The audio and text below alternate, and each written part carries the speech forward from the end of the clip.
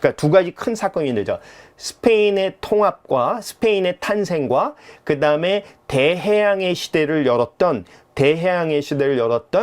바로 그 그라나다에서 콜럼부스의 신항로 개척을 지원해서 스페인의 해외 영토 개척의 기초와 16세기 스페인 제국 번영의 서막을 열게 되는 큰 사건이 바로 제가 지금 소개해드리는 두 번째 사건입니다. 1492년 그라나다에서 바로 일어났던 두 개의 사건. 바로 이슬람의 마지막 보루였던 그라나다 왕국을 통합해서 스페인을 탄생시키고요. 콜럼부스에게 신대륙 발견의 명령을 했던 사건이 일어나게 됐습니다. 콜럼부스의 교환이라는 거죠. 우리가 이제 그 크로스비라는 그 1972년 콜럼부스의 교환이라는 책을 썼죠. 그러니까 요즘은 제러드 다이아몬드의 총균세 같은 것이 막 그 모든 대학생들이 읽어야 되는 필독서였잖아요. 알프레드 크로스비의 이 콜럼부스의 교환이라는 책이 거기서 나왔었는데 아주 그때도 필독서였었어요. 콜럼부스의 교환이란 무엇인가? 이건 바로 1492년 크리스토발 콜럼부스가 이제 구대륙에서 신대륙 이걸 발견했다고는 하지만 뭐 군대륙과 신대륙을 나누는 것도 샘물님 감사합니다.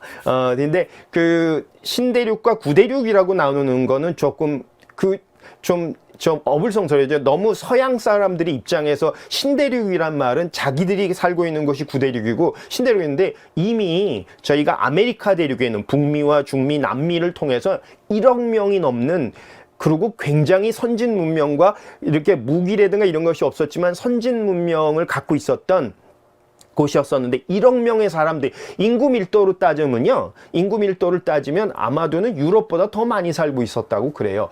그런데 그때 이제 그 아메리카 대륙이죠. 이게 유럽 대륙, 유럽과 아시아 대륙의 구대륙에서 이제 유럽 대륙에서 처음으로 갔던 콜럼부스가 이제 아메리카 대륙을 가면서 이제 그 서로 교환을 하게 되는 서로 익스체인지 컬럼비안 익스체인지라는 말이죠.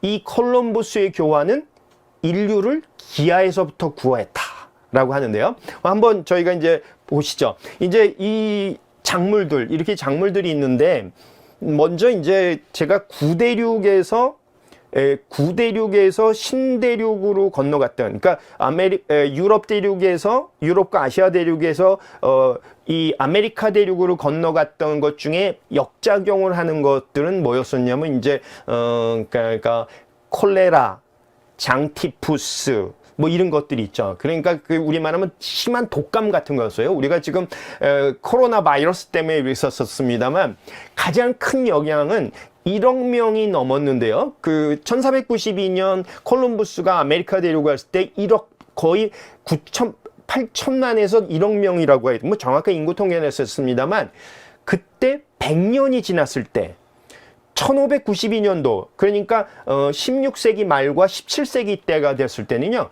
인구의 85%가 죽었다고 그래요. 근데 이게 많은 사람들은 잘못 알고 뭐 막 스페인 지배자들이 너무 그 잔인하게 다 죽였다. 그건 아닙니다. 왜냐하면 그 아메리카 대륙에는 이렇게 고산지들과 안데스산맥과 이런 것들이 이렇게 있어가지고 이렇게 큰 도시가 발달하지는 않았고요. 그리고 이제 그래서 도시가 발달하지 않고 이게 분산돼서 있었기 때문에 사람들의 접촉이라든가 이런 거 접촉성 같은 것들이 좀 떨어졌었대요. 그래서 이 그 패스트 장티푸스, 콜레라와 같은 그런 바이러스들이 구대륙에 있었던 유럽의 구대륙에 있었던 바이러스들이 건너갔을 때 면역력이 없었던 겁니다. 그래서 100년이 지난 후에 인구의 거의 85%가 죽게 되는 거가 나오죠. 재밌으신가요? 돼 있는데 그렇게 돼서 가장 큰 것이 있었고요. 그 다음에 또 이런 작물들 중에 또 가장 큰 역작용 중에 하나가 또 신대륙, 그러니까 아메리카 대륙에서 유럽 대륙으로 건너갔을 때 가장 큰 역작용이 나왔던 건 매독. 우리가 말하면 매독이란 거죠. 우리가 근데 매독은 굉장히 그 성병이라고 이렇게 나와 있는데 그래서 이거는 좀 전염성이 너무 강하고 치사율도 높지만 그 전율성이 강하긴 하지만 이렇게 접촉하기가 쉽지 않고요. 직접적인 어떤 시청적인 접촉이라든가 이런 것이 있어야 되기 때문에 그렇게 큰 영향은 없었습니다. 근데 제가 보기에 이 아메리카 대륙에 있어서 유럽 대륙으로 건너가가지고 구대륙으로 건너 들어가서 가장 큰 악영향을 끼친 건 담배였다고 합니다. 담배였다고 합니다. 그러니까 이따가도 설명하는 그 무적 함대를 만들었던 펠리페 세군도, 펠리페 2세 때 1566년도에 처음으로 아메리카 대륙에서 담배가 들어오는데요. 그 담배는 굉장히 전파 속도가 빨랐다고 그래요.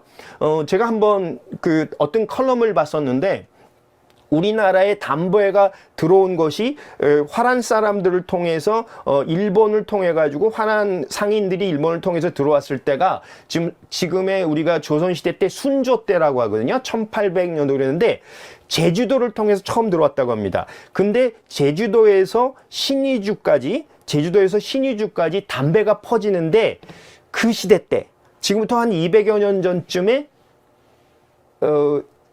3년 안에 제주도에서 신의주까지 퍼졌다고 합니다. 그 담배가요. 그런 것처럼 이 담배는 1566년 스페인을 통해서 유럽으로 들어와 가지고 그 니코틴 중독, 저는 이제 담배를 합의하면 담배를 좋아하시는 분도 있겠지만 담배의 니코틴 중독을 통해서 이 유럽 사람들과 이 구대륙 사람들에게 가장 큰 악영향을 준 것 중에 하나가 담배일 겁니다. 담배는 원소연제있죠. 그렇지만 이렇게 악영향을 주고 서로 주고받았지만 이거 뭐 신대륙의 복수다 뭐 이런 말을 합니다만 콜럼부스의 교환으로 이 인류가 유럽과 아시아 대륙의 그 기근 이런 것을 통해서 이제 되는데 먼저 아메리카 대륙에 있었던 신대륙의 자생종, 아메리카에 있던 자생종의 이야기들을 한번 보면 옥수수, 토마토, 감자, 바닐라, 고무나무, 우리 껌을 만드는 고무, 그 다음에 초콜릿의 원재료가 되는 카카오, 그 다음에 담배. 이런 것들이 이제 들어갔다고 그러죠. 그 중에서 이제 아메리카 대륙의 원산지가 되는 멕시코가 원산지가 되는 멕시코의 원산지가 제가 담배 피는 분들한테 뭐라 그런 건 아니고요. 그냥 그 야경을 준 겁니다. 네. 그래서 되는데 그 옥수수는 지금의 멕시코 유카탄 반도라고 하는 곳의 원산지고요. 그 다음에 감자. 이 감자가 이 신대륙에서 유럽 대륙을 건너가면서 산업혁명이 나기 전까지 패스트가 만연하고 해가지고 유럽 사람이 너무 기근으로 못 살았죠. 그때 구황식물이라 해서 유럽 사람들을 먹여 살렸던 그 어떤 패스트나 콜레라나 이런 것들이 이렇게 들어왔을 때 콜레라가 들어왔을 때 그렇게 됐을 때 구황작물 중에 기근으로부터 사람들을 살려낸 것이 척박한 어디에선지 잘 자라는 감자였다고 합니다. 그 1600하고 1700년도 초반에 감자는 상당히 귀한 거였었고 그랬었는데 먹을 것이 그렇게 없었던 영국의 섹스피어가 쓴 그 소설책에도 이렇게 나오는 이야기인데요. 영국의 왕족들이 오늘 내가 감자 요리를 먹을 수 있어서 너무 행복하다라는 말이 나옵니다. 그런 정도로 이 감자는 모든 사람들을 먹여 살리고 기아로부터 구원을 한 아주 구황식물이었다고 그럽니다. 그렇게 했었고요. 그다음에 신의 축복이라고 부르는 토마토는 제가 잠깐 살았었던 과테말라 중미가 원산지예요. 그러나 그 토마토 안에는 우리에게 그 필요한 필수 비타민들이 가장 많이 있는 것이요. 그래서 이 유럽 사람의 식생활과 함께 신체적인 조건과 이런 것을 식생활을 개선시켰다고 합니다. 그래서 이런 얘기를 합니다. 콜럼부스의 그 아메리카 대륙에서 들여왔던 금과 은 뭐 이런 것들이 중요한 것이 아니라 이것은 오히려 유럽 경제와 경제사 쪽으로 따져보면 금과 은 특히 은들이 들어와서 인프레만을 많이 만들었고요. 오히려 이런 그 콜럼버스에 의해서 콜럼버스의 교환이라 부르는 신대륙에서 들여온 감자와 옥수수, 토마토 이런 것들을 통해서 이런 것들 카카오 이제 카카오 같은 것도 나중에 설명드리겠습니다만 우리만 정신치료제 그다음에 그 카카오를 우유하게 타해서 만드는 초콜릿이라는 건 멕시코에서 이렇게 만든 초콜릿 같은 것이 들어와서 우리 강장제 우리만 기운이 없거나 그럴 때 우리만 하면 요즘 우리가 기운이 없거나 그럴 때 무슨 홍삼 드링크 같은 거 홍삼 이렇게 액 같은 거 먹잖아요. 그러면 되는데 그때 유럽에 있던 왕실이나 많은 귀족들은 정신치료제라든가 그 다음에 기력이 없을 때 초콜릿을 먹었다고 합니다. 우리면 정력 강장제 같은 역할도 했다고 그러죠. 그렇게 해서 바로 이 콜럼버스의 교환에서 들어온 이 신대륙의 이런 작물들이 바로 유럽 사람의 식생활과 식생활과 이런 체력들을 개선시켰고 그래서 식생활과 체력을 개선시킨 후 이제 그 지적으로 되면서 산업혁명과 칸트와 이런 것들이 칸트의 철학이라든가 뭐 이런 것들이 나오면서 산업혁명도 나올 수 있었지 산업혁명 이전에 이 콜럼버스의 교환이라는 이런 작물들이 아메리카 대륙에서 안 들어왔다면 아마도는 유럽이 17세기, 18세기, 19세기 현재까지 유럽이 그 대해양의 시대와 제국주의를 이끌었지 않을 수도 있었다 하는 얘기를 합니다. 그래서 굉장히 중요한 신대륙에서 이렇게 들어오는 이런 작물들이 굉장히 중요한 역할을 했고요. 그 다음에 거꾸로 또 역시 그렇게 산지가 많아서 집단적인 어떤 식량이 부족함을 느꼈었던 이 아메리카 대륙에서도 구대륙에서 그 유럽과 아시아에서 들어왔던 그런 많은 작물들이 들어갔는데요. 귤과 그러니까 우리 말하는 오렌지라든가 귤 같은 것들도 거기서 들어간 거고 그다음에 사과,